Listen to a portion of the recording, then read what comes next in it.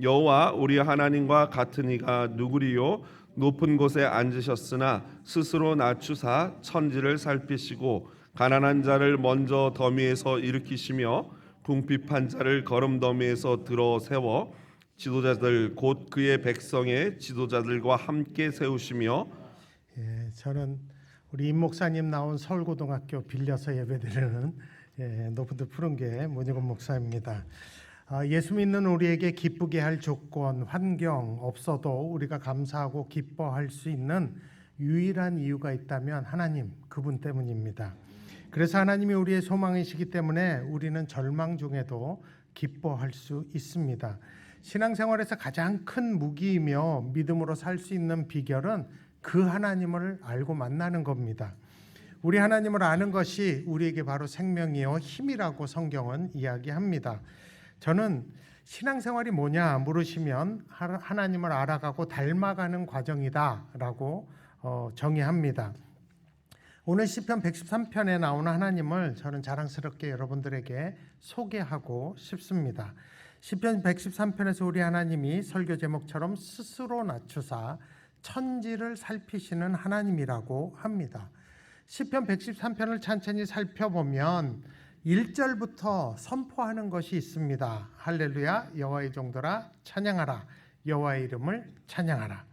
성경에서 어떤 단어나 구절이 반복되는 것은 강조하는 겁니다.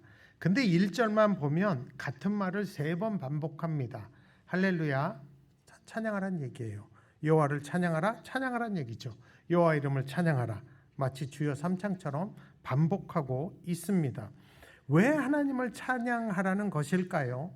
이유는 4절에 2가지라고 이야기합니다. 첫 번째는 여호와는 모든 나라보다 높으시며 그의 영광은 하늘보다 높으시기 때문이라고 합니다.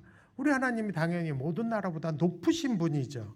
어떤 나라, 어떤 지도자들보다 높으신 분이 우리 하나님이고 세상의 어떤 권세보다 하나님이 더 높으시기 때문에 당연히 찬양하라는 것입니다. 그 하나님의 영광이 하늘보다 높다고 해요. 아무리 유명한 사람이라도 그 권세가 하늘보다 높지는 않습니다. 아무리 부자라고 해도 하나님의 영원한 영광에 비교할 수 없습니다. 그러니까 하나님의 그 영광에 비하면 세상의 어떤 권력자나 유명한 자, 부자도 하찮은 순간에 불과합니다. 저는 이 말씀을 믿습니다. 근데 여러분, 다른 종교에서도 자기들의 신들이 그렇다고 말할까요? 당연하죠. 자기 신들의 신이 위대하다고 이야기합니다. 그런데 우리 하나님이 다른 신들과 비교되는 또 다른 찬양 받으실 이유가 바로 5절에서 8절 이야기하는 겁니다. 여호와 우리 하나님과 같은 이가 누구리요? 높은 곳에 앉으셨으나 스스로 낮추사 천지를 살피시고 가난한 자를 먼지더미에서 일으키시며 궁핍한 자를 거름더미에서 들어 세워 지도자들 곧 그의 백성의 지도자들과 함께 세우신다고 합니다. 높은 곳에 앉으셨어요. 그러나 그분은 스스로 낮추는 분이라고 합니다. 전지전능하고 영광스러우신 분이지만 스스로 낮추시는 분이라고 해요. 그리고 낮추셔서 천지를 살펴보신대요.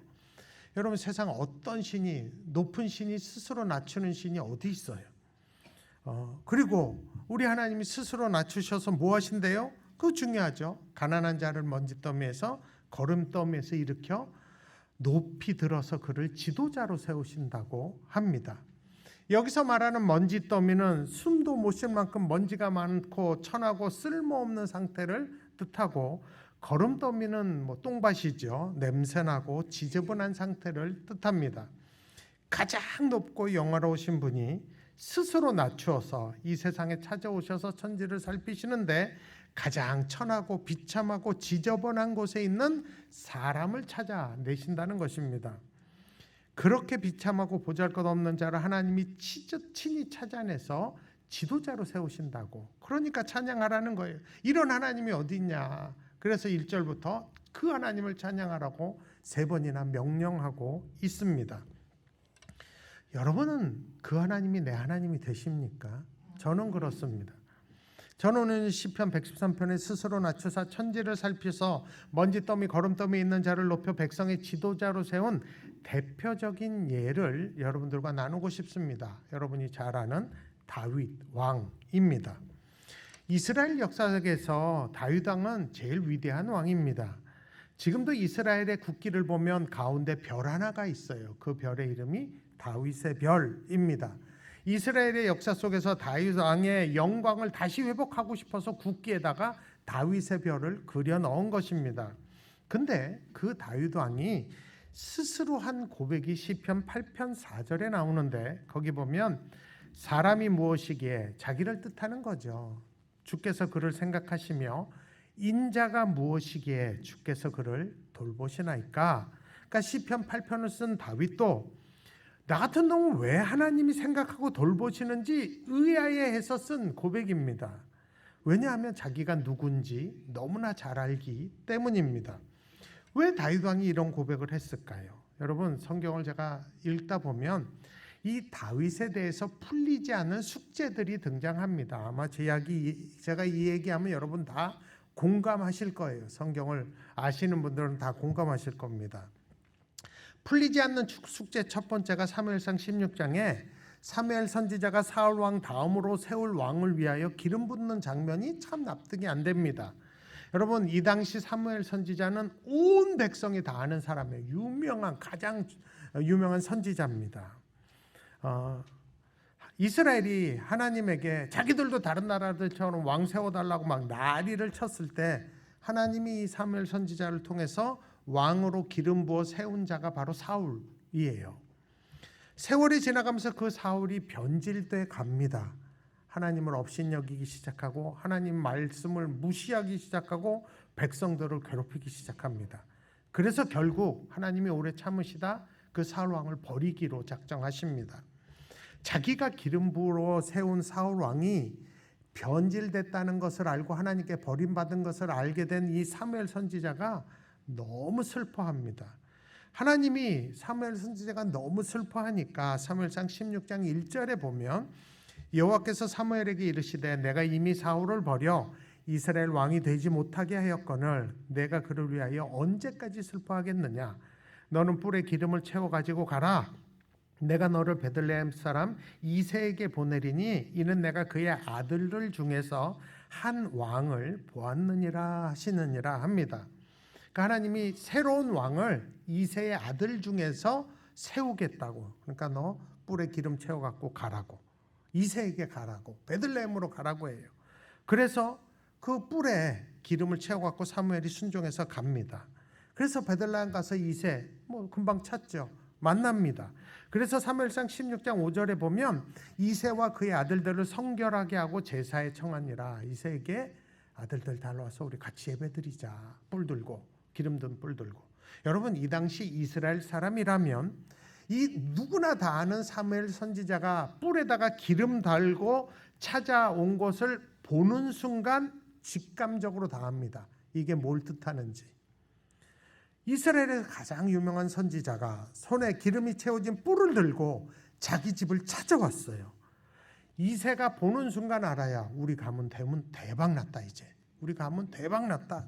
직감하게 됩니다. 굳이 사무엘이 이새에게 새로운 왕에게 기름 부으러 왔다고 이야기하지 않아도 기름 뿔을 들고 아들들 청해서 예배드리자 이 말이 자기들의 가문에서 자기의 가문에서 왕이 난다는 걸 직감하는 이야기입니다. 그러니까 이새가 자기 아들들을 사무엘 선지자 앞에 하나씩 세웁니다. 그러면 사무엘 선지자가 묻겠죠. 저한테 부을까요? 이렇게 이자에게 기름 부을까요? 하나님이 아니라 그러면 다음 이렇게 되는 거죠. 이새의 첫째 아들 엘리압이 사무엘 앞에 섰을 때 사무엘 선지자가 그 아들 보는 순간 뿅 간 거예요. 너무 마음에 들어요. 키도 훤칠한 훈남에 잘생기고 아마 눈빛부터 달랐던 것 같아요. 그리고 우리도 이렇게 보면 가끔 쟤 깜인데 이런 사람이 있잖아요. 딱 보면 풍기는 뭔가 있는 사람이 있잖아요. 사무엘 선지자가요. 사울 왕을 처음 봤을 때 그 느낌을 받은 것 같아요. 엘리압을 보고. 여러분 사실 유명한 신령한 선지자라면 사람 보는 안목 정도는 있지 않겠습니까? 저도 60대가 되니까 이렇게 조금 보면 알겠더라고요. 예, 이 목사는 괜찮은데 이 목사는 좀 아니야. 예, 우리 임 목사님은 괜찮은 목사입니다. 예, 예. 그 6절에 보면 사무엘이 여호와의 기름 부을 자가 과연 주님 앞에 있도다. 한 방에 얘네 하고 한 거죠. 그때 하나님이 사무엘 선지자에게 말씀하시는데 여러분 성경에 이런 말씀이 있다는 걸 아셔야 됩니다. 저에겐 위로가 돼요. 거울을 아무리 봐도 귀티가 흐르지 않고 뭔가 호감이 될 어떤 요소도 없는 분들 잘 들으세요. 신랑감을 외모로 중시하는 우리 자매님들 어머님들 하나님이 뭐라 그러시는지 들으셔야 됩니다. 7절에 하나님이 이렇게 얘기하죠. 그의 용모와 키를 보지 말라. 용모와 키를, 이게 제 얘기가 아니고 하나님 말씀입니다. 용모와 키를 보지 말라. 얼마나 은혜가 되는지 몰라요. 그러니까 이제 이새가 두 번째 아들을 들려 보냈겠죠. 근데 여기서 제가 이해되지 않는 성경 말씀이 나와요. 사무엘상 16장 10절입니다. 거기 보면 이새가 그의 아들 7을 다 사무엘 앞으로 지나가게 하나 사무엘이 이새에게 이르되 여호와께서 이들을 택하지 아니하셨느니라 하고, 여러분 이 말씀을 보면 참 이해가 되지 않아요. 왜 성경이 이렇게 적었을까? 왜냐하면 저는 이새 아들이 몇 명인지 이미 알아요. 8명이에요. 근데 성경을 보면 이새가 그의 아들 8 중 7을 사무엘 앞으로 지나가게 하나라고 쓰지 않고 마치 이새에게 아들이 7명만 있는 것처럼 그의 아들 7을 다 사무엘 앞으로 지나가게 했다고 성경이 그렇게 기록해 놓은 거예요. 사무엘상 16장 10절에 그의 아들 7을 다, 분명히 사무엘 선지자는 이새에게 와서 야, 네 애들 다 성결케 해서 우리 같이 예배드리고 한 명씩 드려보내라고 이야기했어요. 뿔에 기름 든 뿔을 들고. 근데 이새가 데려와서 세운 아들은 7명이 다였어요. 너무 이상하잖아요. 그러니까 하나님이 7이 다 아니라고 사무엘에게 얘기하시면 그 아버지가 옆에서 눈치 보면 알잖아요. 다 아니라고. 그러니까 그러면 먼저 아버지가 얘기를 해야 되는데 11절에 보면 이새가 얘기하지 않고 사무엘이 얘기해요. 내 아들들이 다 여기 있느냐? 라고 물어요. 여러분 이상하지 않아요? 아들들 데려오라고 했는데 7만 데려온 것도 이상한데 그 7에 지나갈 때 선지자 표정이 아닌 듯 하면 아버지인 이새가 먼저 하나가 더 남았다고 얘기해야 정상이에요. 근데 아무 말 안 해요. 그리고 사무엘이 물어요. 진짜 아들이 다냐? 그때 이야기해요. 아직 막내가 남았는데 그는 양을 지키나이다 라고 얘기를 해요. 여러분 정말 막내를 데려올 마음이 있었다면 아버지가 먼저 잠깐 기다리시라고 내가 가서 데려온다고 얘기해야 정상입니다. 근데 사무엘상 16장 11절을 보세요. 거기 보면 또 사무엘이 이새에게 이르되 내 아들들이 다 여기 있느냐? 이새가 이르되 아직 막내가 남았는데 그는 양을 지키나이다. 사무엘이 이새에게 이르되 사람을 보내어 그를 데려오라. 그가 여기 오기까지는 우리가 식사 자리에 앉지 아니하겠노라. 여러분 누가 막내를 데려오라 그래요? 아버지예요? 선지자예요? 선지자예요. 이상하잖아요. 사무엘 선지자는 보통 빨리 데리고 오라고. 근데 이새는 미긴적 돼요. 왜 선지자가 막내가 오기까지 식사 자리에 앉지 않겠다고 얘기했을까요? 그 아버지가 데려올 테니까 식사부터 합시다 라고 얘기한 거예요. 그러니까 난 걔 올 때까지 밥 안 먹어 라고 사무엘 선지자가 이야기한 것이죠. 도대체 이새에게 막내 아들 다윗은 어떤 아들이었기에 이렇게 했을까요? 이건 이상해요. 정말로. 우리는 그냥 그냥 누군가는 양을 지켜야 되니까 당연히 막내가 지켜야지 라고 쉽게 생각합니다. 근데 여러분 이스라엘의 가장 존경받는 선지자 사무엘이 뿔에다가 기름 담아 갖고 와서 왕을 세울 때 그 붓는 그 기름 담고 와서 아들들 데려오라고 초대했을 때 여러분이라면 막내만 굳이 빼놓을 이유가 있을까요? 저 같으면 안 그래요. 여러분 그리고 성경을 보세요. 막내들은 되게 막일 안 해요. 야곱이 가장 아끼는 아들은 11번째 아들 요셉과 12번째 베냐민이에요. 야곱이 늘 베냐민 끼고 돌았지 막일시키지 않아요. 어떤 분은 그렇게 생각할 수 있어요. 그래도 양이 많아서 누군가는 지켜야 되지 않느냐. 그러면 8 중에 1명은 가야 되니까 그러면 막내 보낸 거 아니냐 이야기해요. 근데 여러분 그게 말이 안 되는 게 사무엘상 17장 20절에 보면 이 구절이 나와요. 다윗이 아침에 일찍 일어나서 양을 양 지키는 자에게 맡기고 이세에게 명한 대로 가서 진영에 이른즉. 그러니까 이미 그의 양을 맡길 사람이 있어요, 없어요? 있어요. 다윗이 양을 지키는 자에게 맡기고 아버지가 형들한테 가보라니까 맡기고 갔어요. 맡길 사람이 있는데도 얼마든지 이새가 그 자리에 다윗을 부를 수 있는데도 남은 안 부른 상황이에요. 그렇다면 왜 다윗만 빼놓았냐는 거예요. 그것도 사무엘이 단식 추댕하듯이 나 쟤 데려올 때까지 밥 안 먹겠다고 할 때까지 그냥 식사부터 하시자고 데려오겠다고. 여러분 왜 이렇게 민기적 됐을까요? 여러분 이상하지 않아요? 여러분이 아버지라면 그렇게 하겠냐고요. 또 한 가지 두 번째 이상한 게 있어요. 아버지가 전쟁에 큰아들 둘째 셋째가 전쟁터에 나갔어요. 그래서 넷째, 다섯째, 여섯째, 일곱째도 있는데 굳이 그 면회를 8째를 보내요. 이상하잖아요. 그렇잖아요. 형들이 있는데 굳이 막내를 보내요. 전쟁터로 음식물 싸보내갖고 면회 가라고. 근데 그 아버지 부탁받고 목숨 걸고 전쟁터에 전선에 간 거예요. 다 8째 동생이, 막내 동생이 먹을 거 들고. 근데 그 면회 온 막내를 대하는 큰 형의 그 말이 태도가 너무 이상해요. 사무엘상 17장 28절에 보면 큰형 엘리압이 다윗이 사람들에게 하는 말을 들은 자, 전쟁터 갔을 때 그때 골리앗이 있었고 사람들이 다 떨고 있으니까 이제 다윗이 가서 아이고 저 골리앗 죽으면 왕이 뭐 해준대 이런 거 물어봤잖아요. 그 얘기예요. 그가 다윗에게 노를 바라여 이르되 내가 어찌하여 이리로 내려왔느냐, 들에 있는 양들은 누구에게 맡겼느냐, 나는 내 교만과 내 마음의 완악함을 아노니 내가 전쟁을 구경하러 왔도다. 여러분 이게 목숨 걸고 음식 들고 면회온 막내를 대하는 큰형의 태도예요. 이해가 되십니까? 아무리 막내가 겁없이 골리앗 죽이면 뭐한대 이런 거 물어도 그걸 들은 큰형이라면 걔 입 막고 데려와서 야 네가 골리앗 못 봐서 그래, 너 왜 그러고 묻지도 마, 오직하면 우리가 덜덜 떨고 있겠냐, 이렇게 해야 정상이에요. 막내를 타일러야죠. 아무리 철이 없더라도. 근데 큰형이 모든 사람이 있는 자리에서 화를 내면서 욕을 하면서 얘기해요. 여러분 사실 한국에서 요즘에도 군대 가잖아요.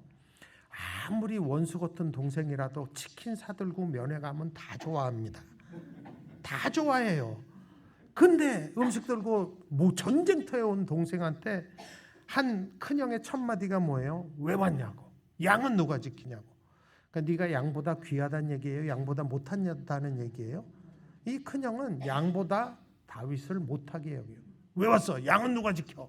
이렇게 나오는 거예요. 그러면서 사람들 다 있는데 욕을 하죠. 너는 교만한 놈이라고, 마음이 완악한 놈이라고, 전쟁 구경하러 왔냐고.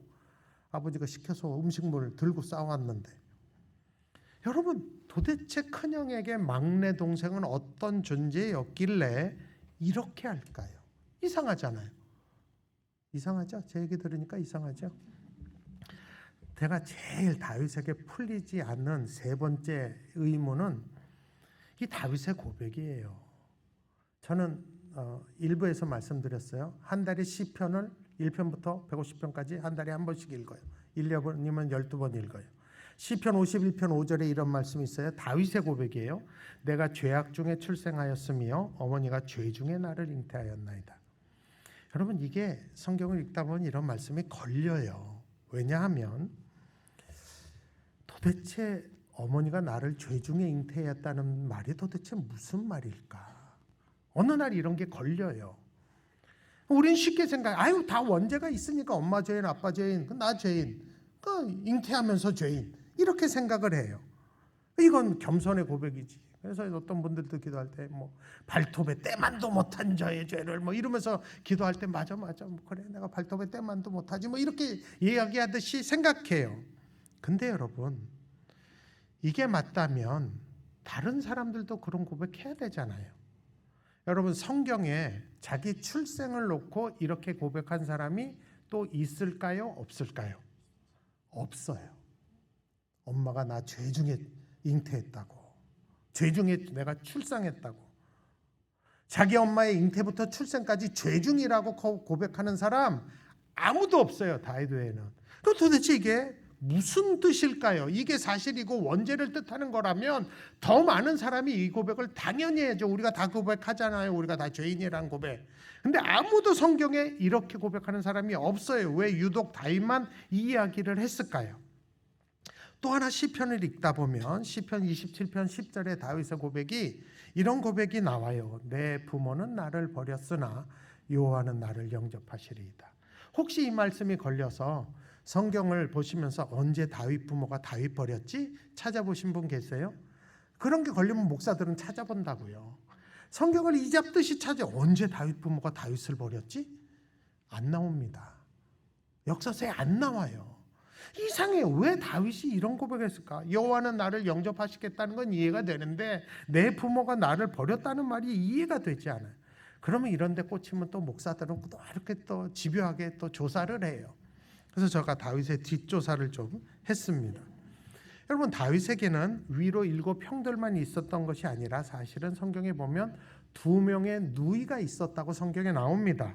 역대상 2장 16절에 그 누이의 이름이 나와요. 그 두 누이의 이름은 스루야와 아비가일 혹은 아비갈, 우리가 세미어를 셈이라고 하듯이 아비가일을 아비갈이라고도 해요. 동일한 이름이에요. 이 두 누이가 있어요. 근데 이 스루야 큰 누님의 아들은 요압과 아비새와 아사헬이라는 세 아들이 있었다고 해요. 이 중에 요압이라는 이 아들은 다윗의 군대 장관을 한 사람이에요. 근데 문제는 뭐냐면 성경에 이 누이들의 아버지의 이름이 나온다는 거예요. 성경에. 우리 사무엘하 17장 25절에 보면 제가 읽어볼 테니까 이 누이들의 아버지 이름이 뭔지 찾아보세요. 압살롬이 아마샤로 요압을 대신하여 군지관을 삼으니라. 아마샤는 이스라엘 사람 이드라라 하는 자의 아들이라. 이드라가 나하스의 딸 아비갈과 동침하여 그를 낳았으며 아비갈은 요압의 어머니 스루야의 동생이더라. 여기 보면 두 누이의 이름과 큰 누나의 큰 아들 이름이 다 나오죠. 요압, 스루야, 아비갈. 근데 분명히 다윗의 누이를 뜻해요. 근데 누이들의 아버지 이름이 나와요. 뭐라고 나와요? 누구의 딸? 나하스의 딸. 다윗의 아버지의 이름 우리가 다 알아요. 뭐예요? 이새예요. 근데 누이의 아버지의 이름은 나하스래요. 이상하잖아요. 그러면 또 목사들은 주석 찾아보고 논문 찾아보고 난리를 핍니다. 아니, 아버지 이름이 다른데 왜 형제들까? 그래갖고 이제 성경 학자들이, 이건 제 의견이 아니고 이것에 대한 주석 학자들의 의견이 3가지입니다. 제가 정리해 보면 첫 번째는 이새는 나하스랑 동일 인물이다. 여러분, 성경에는 두 이름을 가진 사람들이 등장하죠. 야곱이 이스라엘이죠. 베드로가 시몬이죠. 사도행전에 나오는 사울이 바울이죠. 그러니까 아마 이새가 또 다른 이름이 나하스다라고 주장하는 학자들이 있어요. 그러나 다른 모든 학자들은 말도 안 된다고 이 해석을 인정을 안 해요. 왜냐하면 성경에서 이름이 바뀐 사람들은 대개 왜 바뀌게 됐는지 그게 설명이 나와요. 근데 이새와 나하스는 그 설명이 없어요. 그래서 사실은 다른 성경학자들은 이 주장을 쳐다도 안 봐요. 그럼 두 번째 주장이 뭐냐면 이새라는 사람이 전 남편이 나하스라는 그 여인과 재혼을 했다는 설이 나와요. 가능하죠? 나하스의 때 두 누이가 있고 재혼을 해서 이새랑 결혼해서 낳은 아들이 다윗이 되면 아버지 이름이 다를 수 있잖아요. 근데 이 주장도 별로 학자들이 인정을 안 하는 이유가 동서고금을 막론하고 성경의 흐름을 볼 때 재혼해서 낳은 늦둥이 막내를 소위 친아버지가 이렇게 취급하는 경우가 성경에는 없다는 게 문제예요. 그죠? 뭐 형들은 무시할 수 있어도 아버지는 늦둥이를 끼고 돌지 재혼해서 낳은 아들인데 그렇잖아요. 그리고 설사 재혼을 해서 낳았다고 해도 제가 풀리지 않던 시편 51편 5절 내가 죄악 중에 출생하였으며 어머니가 죄 중에 나를 잉태했다는 말이 설명할 길이 없어요. 그래서 또 다른 학자들이 세 번째 주장을 하는데 저는 이것을 지지하는데, 세 번째 주장이 뭐냐 하면 다윗과 누님들은 다른 친형제와 어머니가 다르다. 배가 다르다. 근데 아버지 이새와 그 다윗의 친모와는 불륜이라는 설이에요.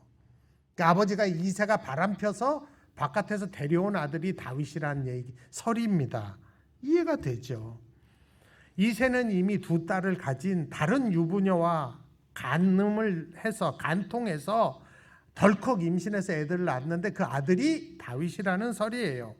그래서 그 다윗을 자기 집으로 데려다가 입적을 시키고 자기 집에서 키웠다는 거죠. 여러분, 이게 이 학자들의 주장이 사실이라면 일단 다윗의 아버지와 어머니가 간통한 거예요. 그러니까 죄 중에 나를 잉태하고 죄 중에 내가 출생하였다는 게 무슨 말인지 설명이 됩니다. 그리고 이게 사실이라면 다윗은 어느 날 어머니에게 버림을 받은 거예요. 네 아버지 집으로 가. 근데 아버지 집으로 왔더니 아버지도 취급을 안 해. 야, 넌 양이나 쳐. 오지 마. 공식적인 자리엔 오지 마. 아들 취급을 안 해. 그러면 다윗이 아버지와 형제들에게 미움받고 수치스러운 존재로 여겼던 이유가 다 설명이 돼요.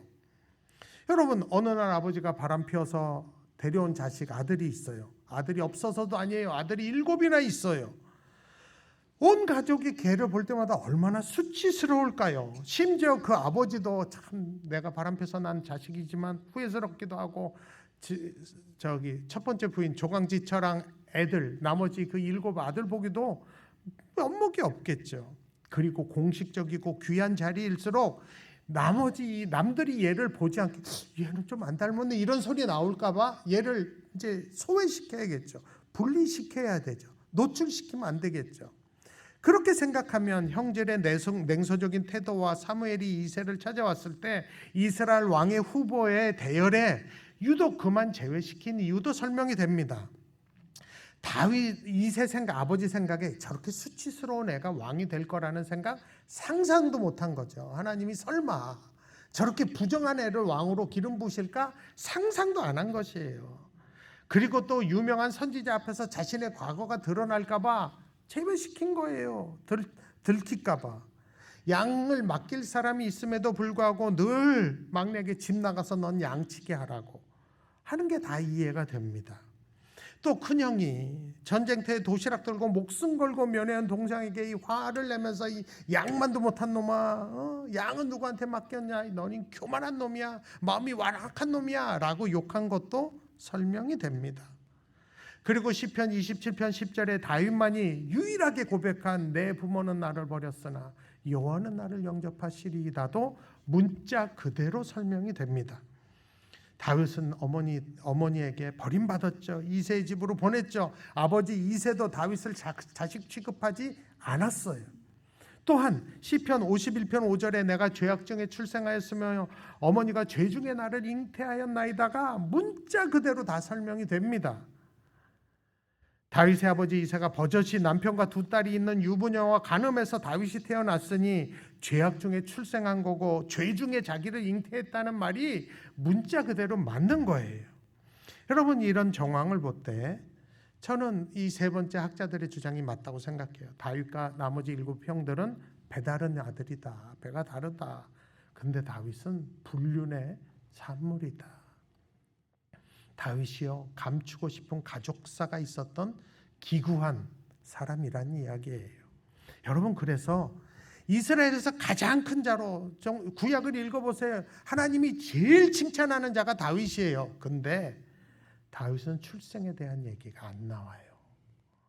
마치 모세를 모르는 애굽왕이 후대에 역사를 공부하다가 모세라는 인물을 발견해서 보니까 얘는 우리 민족도 아닌데 너무 뛰어나. 그러니까 후대 왕이 야, 역사책에서 모세 이름 다 지워. 그 책 다 불태워버려 한 것과 같은 경우라는 거죠. 실제로 그래서 제가 이스라엘에 몇 번 갈 기회가 있어서 이스라엘의 역사를 전공하는 학자에게, 한국 분에게 물어봤어요. 성경 이외에 다윗의 출생에 대한 기록이 이스라엘 역사에 있느냐, 근거가 있느냐 물어봤어요. 성경 이외에 야살에도 얘가 어떻게 태어났는지 출생 기사가 있느냐 했더니 제가 놀라운 대답을 들었어요. 그 역사를 전공하는 박사과정에 있는 분이 저한테 그래요. 목사님 참 이상하죠? 성경 이외에 다윗이라는 기록은 요만한 토기에만 나온대요. 한 조각. 토기에만 다윗이라는 이름이 있고 어떠한 역사적인 기록도 없대요. 마치 누군가 의도적으로 지은 것처럼 이해가 됐어요. 여러분, 우리는 다윗이 소년의 목동으로 낭만적으로 뛰어다니면서 수금 타면서 여호와는 나의 목자시니 푸른 초장으로 이렇게 지냈다고 생각해요. 아니에요. 다윗은 자기 출생에 대한 상처가 있었어요. 가족으로부터 늘 소외되었어요. 시편 113편의 표현대로 그는 먼지더미, 거름더미에 있은 그렇게 초라하고 더러운 취급을 받은 사람이었어요. 근데 그런 다윗을 가장 높으시고 가장 영광스러운 하나님이 스스로 낮추셔서 천지를 살펴내서 먼지더미, 거름더미에서 찾아내신 거예요. 부모에게 버림받고 자식 대접받지 못하고 가족에게 멸시당하고 외부에 노출되지 않도록 숨겨지고 소외된 그를, 고된 일은 도맡아서 하는 그를, 양보다도 못한 대접도 받은 그를 그 영원한 하나님이 찾아내서 그를 일으켜서 지도자로, 왕으로 세우신 것이죠. 다윗이 그 은혜를 알았어요. 그리고 천지를 살피면서 자기에게 찾아오신 그 하나님을 만났어요. 그리고 자기 안에 있는 이 외롭고 슬프고 지저분하고 어려운 모든 것을 그 하나님께 가져간 것이죠. 사랑이신 하나님이 그의 모든 푸념과 모든 걸 다 들어주세요. 그의 마음을 만져주셔요. 그 은혜를 체험했기 때문에 다윗이 숨을 들고 그 하나님을 찬양하는 것이에요.